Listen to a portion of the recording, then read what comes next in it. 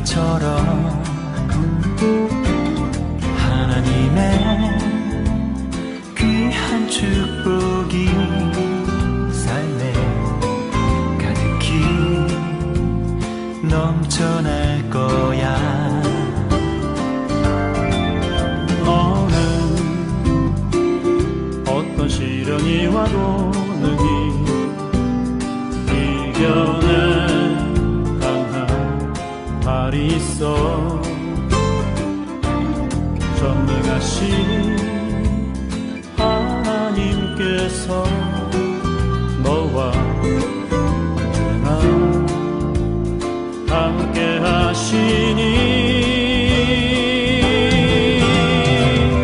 너는 하나님의 사랑, 아름다운 하나님의 사랑. 나는 널 위해 기도하며 내 길을 축복할 거야.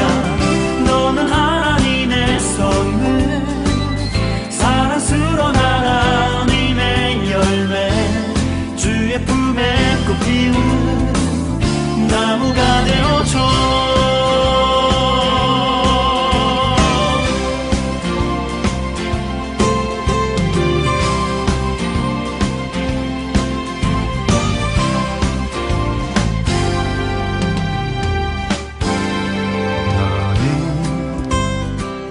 담장 너머로 뻗은 나무 가지에 푸른 열매처럼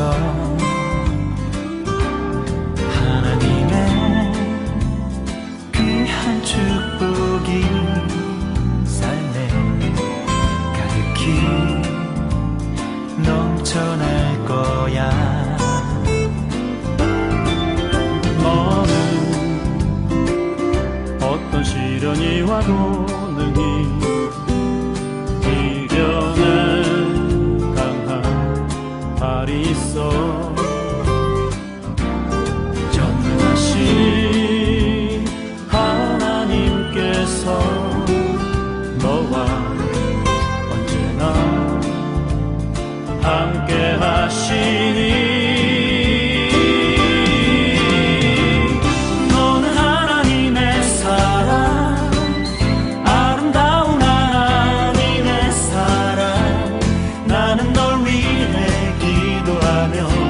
내 길을 축복할 거야.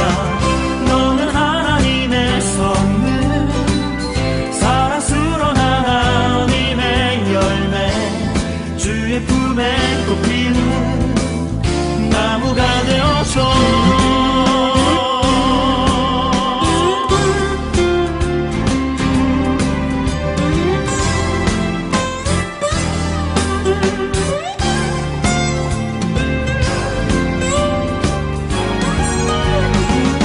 너는 하나님의 사랑, 아름다운 하나님의 사랑. 나는 널 위해 기도하며 내 길을 축복할 거야. 너는 하나님의 선물, 사랑스러운 하나님의 열매, 주의 품에 꽃 피운 나무가 되어줘.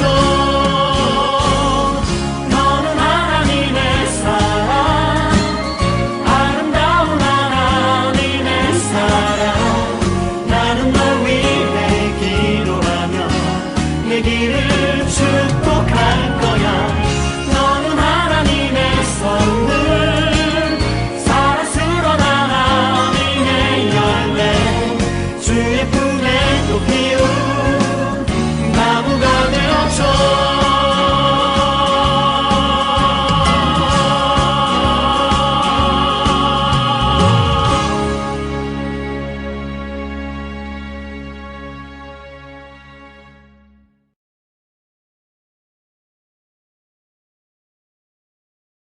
사랑하는 자요, 내 영혼이 잘됨과 같이 내가 범사에 잘되고 강건하기를 내가 간구하노라. 이 말씀은 현대의 신앙인들에게 잘 알려져 있고 또한 많이 애송되는 성경 구절입니다. 제가 2016년도에 두 아들과 함께 한국을 방문하였습니다. 부모님을 모시고 차를 타고 이동하던 중에 저희 어머니께서 손자들에게 너희들 이 말씀 외우면 할머니가 용돈 줄게. 그래서 저희 아이들이 이 성경 말씀을 외웠던 것이 기억이 납니다. 할머니께서 사랑하는 손자들이 한국을 떠나기 전에 반드시 이 말씀을 외우고 평생 기억하기를 원하는 그런 애틋한 마음을 제가 읽을 수 있었습니다. 그런데 이 말씀이 원래의 그 뜻보다 읽는 사람들의 바람이 담겨서 다소 왜곡되어 해석되는 경향이 있습니다.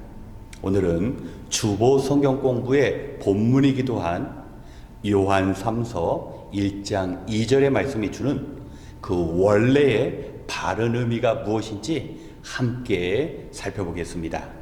우리 요한 3서 1장 2절의 말씀을 봉독하겠습니다.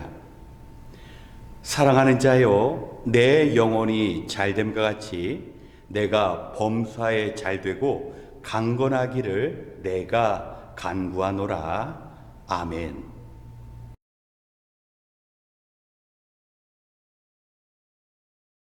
방금 읽은 이 말씀이 우리에게 매력적으로 들려지는 이유는 이 말씀 속에는 영적인 축복뿐만 아니라 육적인 축복, 물질적인 축복도 함께 포함되어 있는 것처럼 보이기 때문입니다.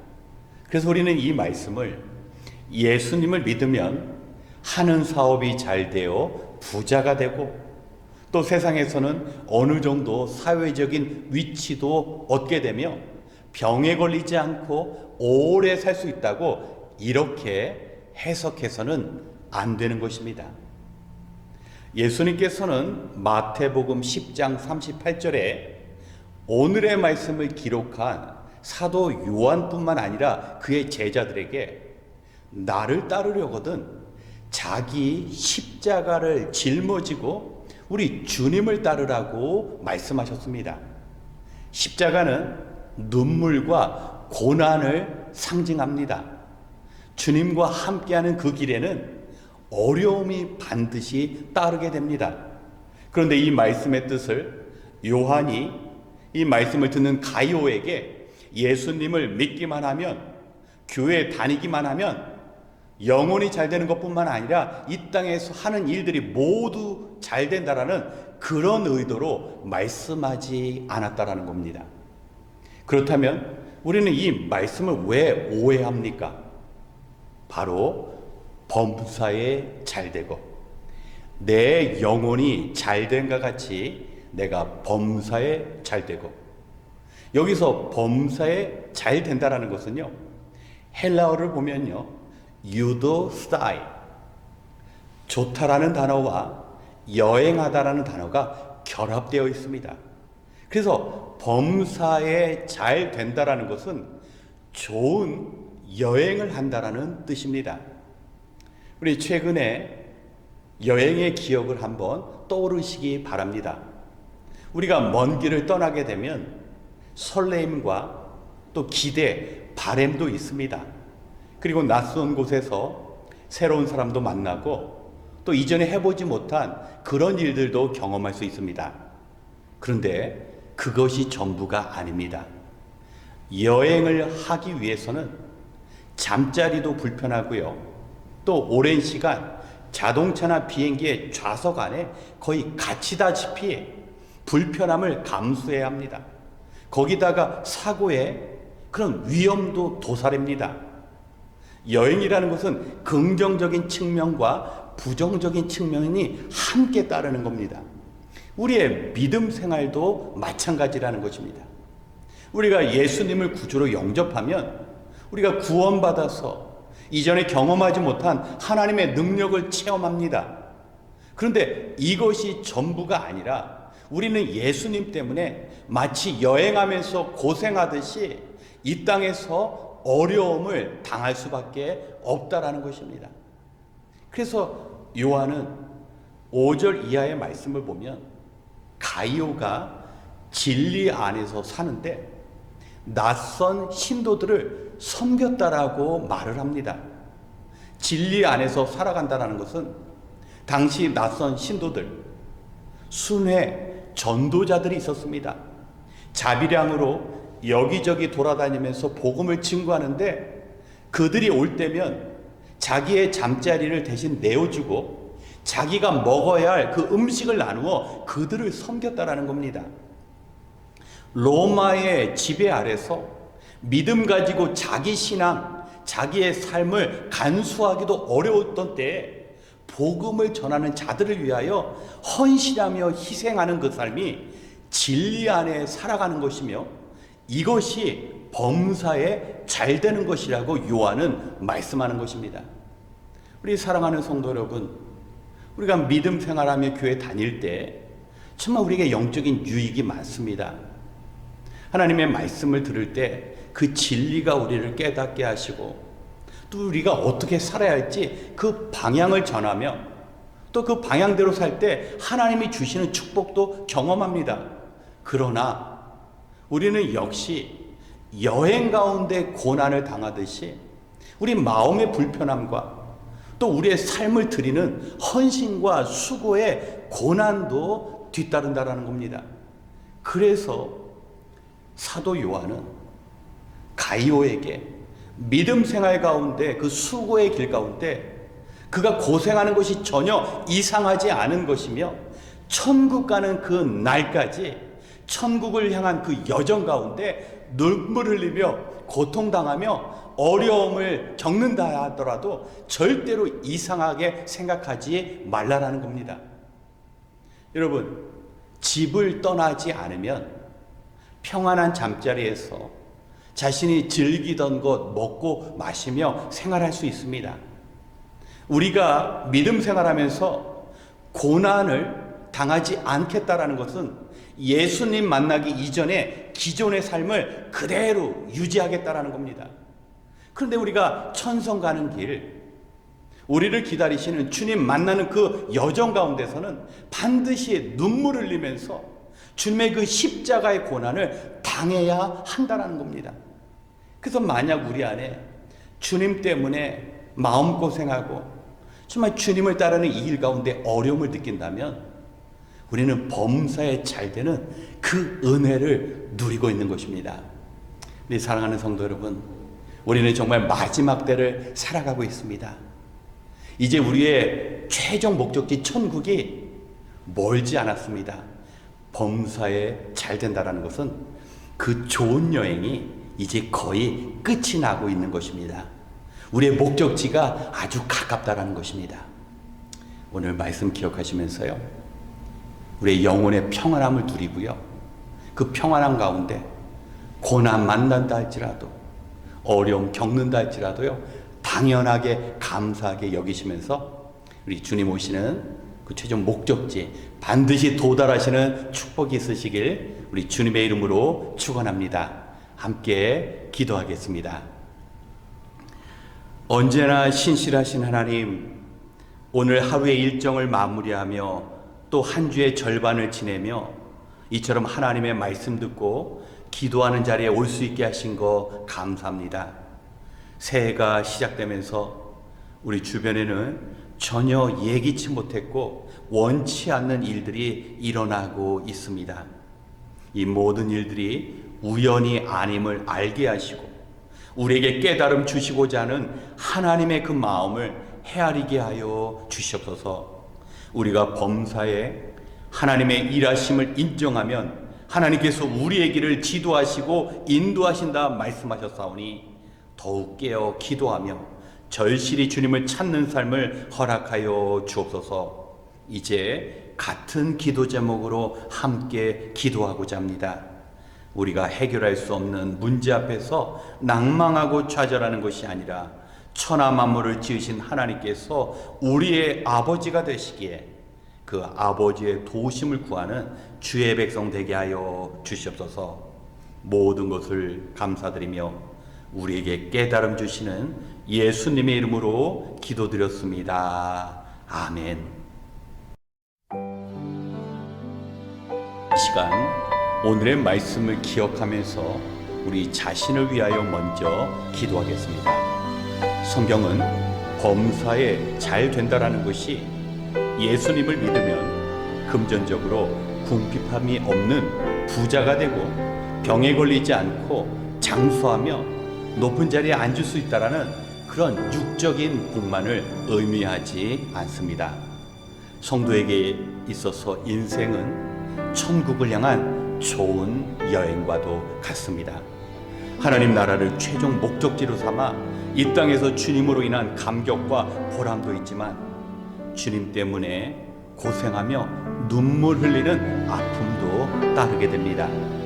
하나님 나라에 들어가는 과정에 신령한 축복과 더불어 십자가의 고난이 있는 것이 좋은 여행이라는 것입니다. 우리가 믿음 생활하는데 이제 세상의 마지막 날이 가까워지며 우리의 여행의 끝을 우리가 곧 보게 될 것입니다. 최종 목적지에서 우리 주님 기쁨 가운데 만나기 위해서 어떤 어려움이 있어도 평안을 잃지 않고 강건함으로 우리의 그 여행을 마칠 수 있도록 우리 자신을 위하여 먼저 기도하겠습니다.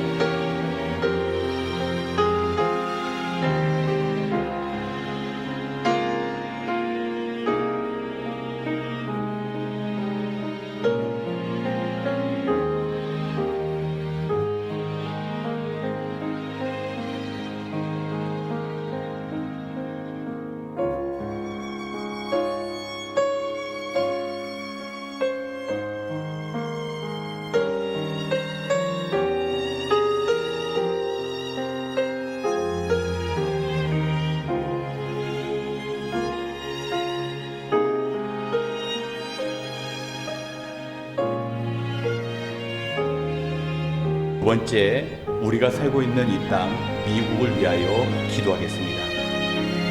이제 트럼프 대통령이 새롭게 취임하면서 많은 정책들이 선포되고 있습니다. 이제 미국은 공식적으로 오직 남성과 여성 두 가지 성별만 존재한다라는 정책이 있습니다. 참으로 바람직한 것 같습니다. 하지만 많은 트럼프의 행정 명령에는 위험이 따르기도 합니다. 미국을 우선으로 한 그런 정책은 대한민국을 포함하여 보다 많은 약한 나라와 민족에게 불이익과 위험을 가져다 줄 수 있습니다. 미국 국민은 기억해야 합니다. 메이플라워를 타고 청교도들이 이 땅에 도착할 수 있었던 것, 그리고 온전히 정착할 수 있었던 것은 모두 하나님의 돌보심과 은혜의 덕분이었습니다. 미국은 이것을 기억하여 신앙을 기반으로 강도 만난 이웃과 같은 어려운 자들을 도와야 하는 그 의무와 사명이 있는 나라입니다.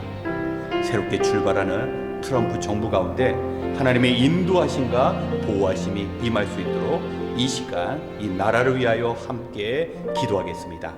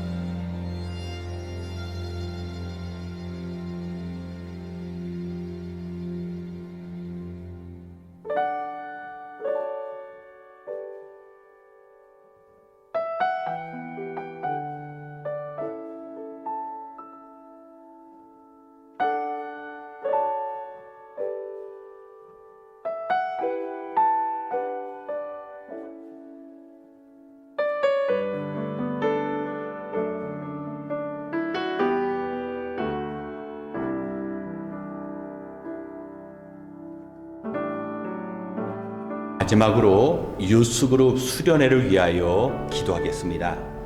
오는 2월 7일부터 2박 3일 동안 빅베어에서 연합 수련회가 열리게 됩니다.